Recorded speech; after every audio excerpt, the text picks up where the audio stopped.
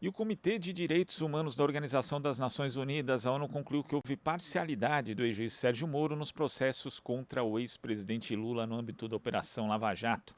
E para falar a respeito dessa decisão, nós temos aqui a professora da Faculdade Nacional de Direito da Universidade Federal do Rio de Janeiro, Luciana Boatê. Bom dia, Luciana.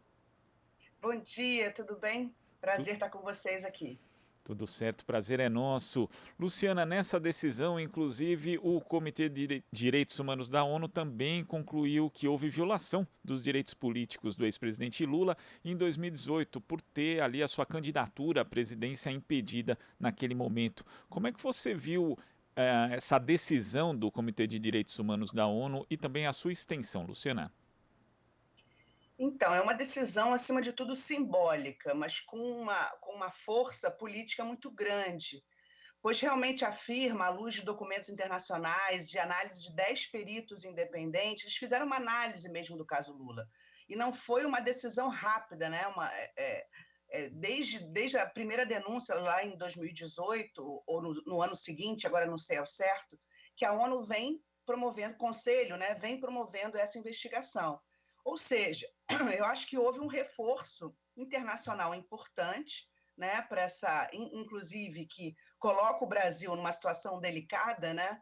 Essa decisão da ONU é uma decisão simbólica, mas coloca o Brasil internacionalmente numa condição de um país que excluiu um candidato a presidente da República por uma perseguição encaminhada, realizada por meio do Poder Judiciário, né? Então, eu acho que é uma notícia importante para ser trazida agora e para ser compreendida na sua dinâmica. O que o Conselho fez foi analisar documentos internacionais, em especial o Pacto Internacional pelos Direitos Civis e Políticos, e avaliou que houve, sim, uma perseguição política, apontou ilegalidade na detenção, naquela condução de Lula para interrogatório, a questão da parcialidade do juiz, em especial, como que esse processo significou uma perseguição que levou à exclusão de uma candidatura legítima, que, inclusive, a gente sabe podia ter ganho em 2018, né? Inclusive em relação a isso, Luciana, justamente por ter uma demora, né, ser um processo demorado para ser analisado ali, a época da eleição aqui no Brasil, o Comitê de Direitos Humanos da ONU havia emitido uma medida cautelar pedindo que o direito à candidatura de Lula fosse consagrado ali naquele momento, mas o plenário do Tribunal Superior Eleitoral indeferiu, por maioria de votos, o registro da candidatura, mesmo com essa recomendação, com essa decisão do Conselho de Direitos Humanos, alegando que não se tratava de uma decisão vinculante.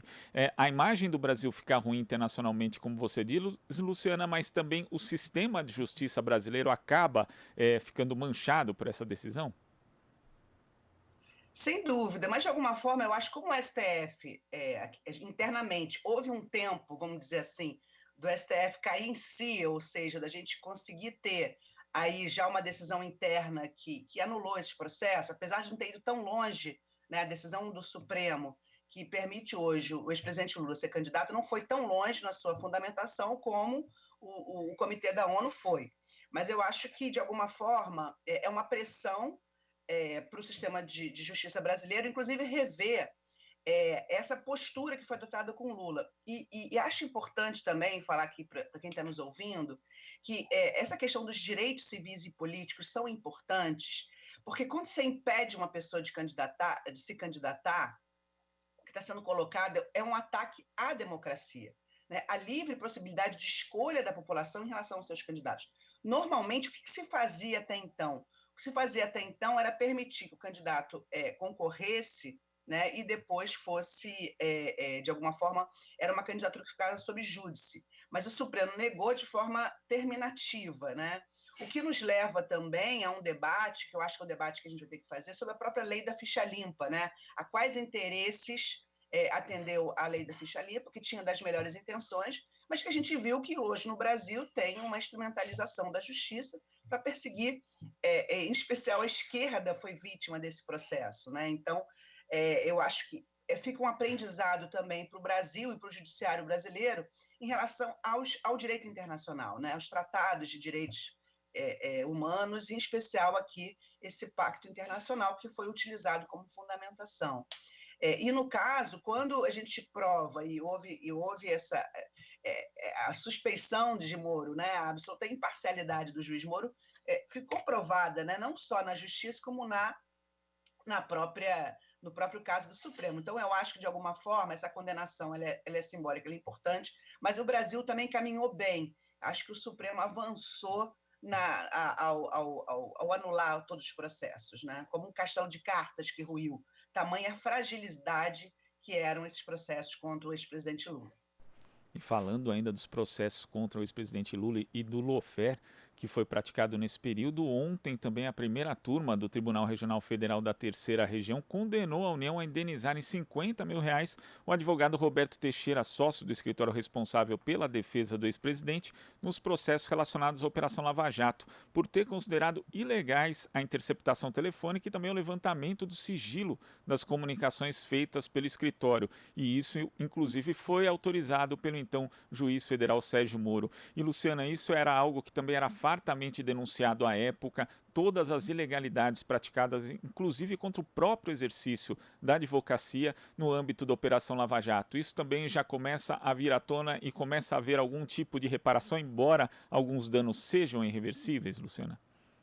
Essa reparação foi tardia, né? Mas a gente sempre comemora, em especial do que no direito a gente chama de precedentes. É necessário parar com esse precedente, né? O que Moro criou, essa lógica da Lava Jato, foi um mecanismo de ataque ao próprio Estado Democrático de Direito. Ou seja, se abriu uma porta que não deveria ter sido aberta. A pretexto de combater a corrupção, se violou tantas leis que no final se mostrou que não houve, os fatos não estavam provados e você autorizou judicialmente, houve uma chancela da violação dos direitos mais básicos de defesa, das garantias e direitos individuais fundantes da nossa própria República. E nesse caso dos advogados, só para vocês terem uma ideia, vocês lembram daquele juiz Baltazar Garzón, que chegou, que foi um juiz muito ativo internacionalmente? Ele perdeu o cargo porque ele autorizou a violação do sigilo de advogados num caso. Isso internacionalmente é muito sério. Ou seja, a proteção à ampla defesa significa que você não pode, a pretexto de investigar, quebrar sigilo dos advogados do caso, porque senão você está atacando a ampla defesa. Então, eu acho que esse caso também do advogado que teve suas prerrogativas, né, como a gente chama, suas prerrogativas profissionais violadas, também deve ficar como um recado para o futuro. Nós não podemos, em hipótese nenhuma, por pior que se considere o crime, nós não podemos abrir mão dos direitos e garantias individuais, pois isso significa a desmoralização da justiça e um ataque ao Estado de Direito. E, inclusive, também foi anunciado por deputados federais do PT um pedido, né, de indenização que o ex-juiz Sérgio Moro, ex-ministro da Justiça também do governo Bolsonaro, seja condenado a ressarcir os cofres públicos pelos prejuízos causados à Petrobras e à economia brasileira de uma forma geral por sua atuação à frente da Operação Lava Jato. Diante de todas as ilegalidades que já estão sendo confirmadas pelo nosso sistema de justiça, que foram ali praticadas na Lava Jato, Luciana, ainda tem também esse aspecto econômico, quer dizer, depois ainda teve inclusive o próprio ex-juiz Sérgio Moro trabalhando com uma consultoria que atuava ali na recuperação judicial de empresas que faliram ou foram prejudicadas pela própria Lava Jato. Então torna-se um imbróglio que ele é jurídico, ele é político, mas também do ponto de vista econômico ele precisa ser considerado. Sem dúvida.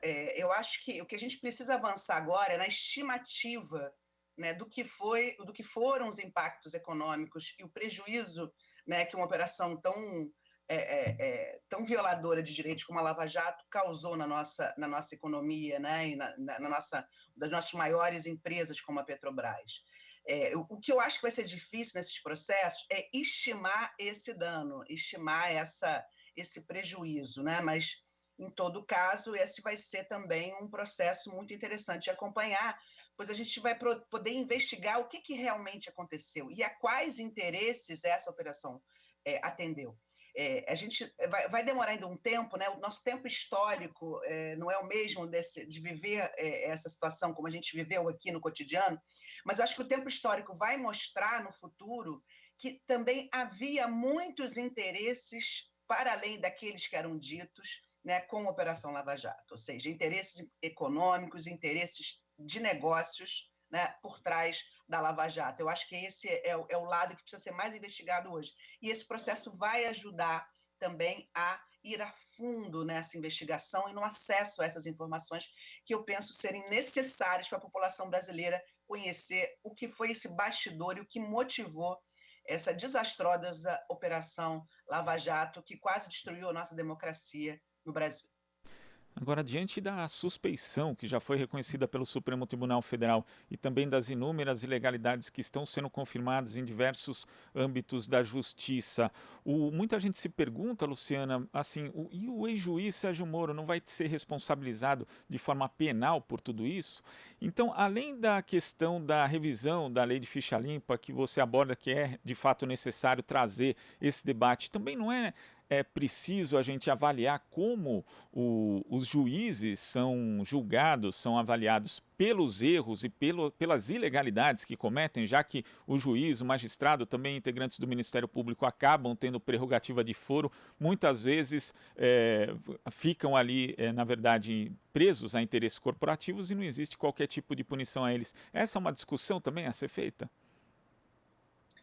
Sem dúvida, eu chamaria que essa discussão está dentro da pauta da reforma do sistema de justiça, que o próximo governo, que eu espero que seja do ex-presidente Lula, possa enfrentar. Isso implica numa revisão da lei orgânica da magistratura, que garante como máximo de punição a aposentadoria compulsória do magistrado. Eu acho que falar de responsabilização judicial é muito importante, não para perseguir juízes ou por uma questão de vingança, mas sim para a gente criar mecanismos de responsabilização que são essenciais numa democracia. Numa democracia, você não pode ter superpoderes. E esse desequilíbrio que o judiciário teve em relação aos outros poderes, nesse caso da condenação e do impedimento da candidatura do ex-presidente Lula, é exemplar.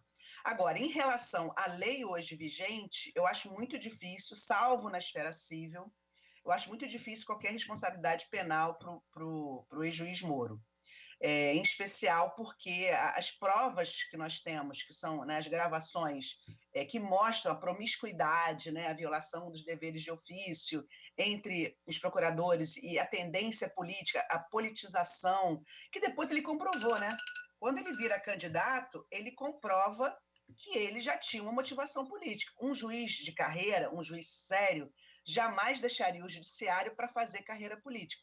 O que Moro fez foi, na verdade, comprovar o que tínhamos dos documentos, das mensagens que foram descobertas pela Vaza Jato. Né? Ou seja, que ele tinha motivação política, ele não estava ali exercendo o papel de juiz, ele estava exercendo o papel de um político ocupando um cargo de juiz, sem cumprir com suas funções. Então, isso que é o elemento aqui que a gente precisa trazer. Agora, penalmente, essas provas são ilícitas, né, pois elas foram fruto de uma gravação não autorizada. Então, elas podem ser usadas para absolver o réu, como foi o caso do Lula, mas elas não podem ser usadas para embasar condenações contra aqueles que atuaram de forma ilícita, né? Luciana, queria agradecer a sua participação aqui no nosso Jornal Brasil Atual de hoje. Muito obrigado, até a próxima. Eu que agradeço, bom dia. Bom dia. Conversamos aqui com a professora da Faculdade Nacional de Direito da Universidade Federal do Rio de Janeiro, Luciana Boatê. Você está ouvindo Jornal Brasil Atual.